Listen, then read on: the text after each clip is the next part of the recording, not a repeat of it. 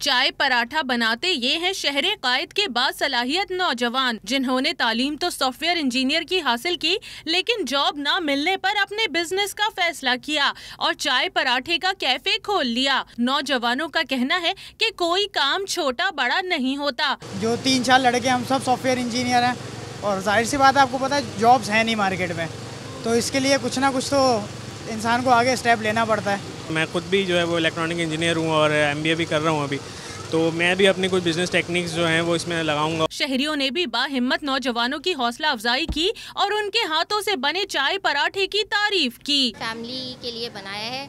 अमूमन कैफ़े जो होते हैं वैसे मर्द हज़ात के लिए होते हैं, लेकिन इस कैफ़े में ख़ास बात है कि फैमिली के हिसाब से बनाए गए। माहौल बहुत अच्छा लगा यहाँ का, मुझे अफ़गानी स्पेशली अफ़गानी पराठा मुझे बहुत अच्छा लगा और मसाला चाय मैंने बहुत एंजॉय की। मैंने घर में चीज़ पराठा नहीं बनाया तो यहाँ खाना। बाहिम्मत नौजवानों ने साबित कर दिया कि इंसान हिम्मत करे तो हालात को अपने हक में बदल सकता है।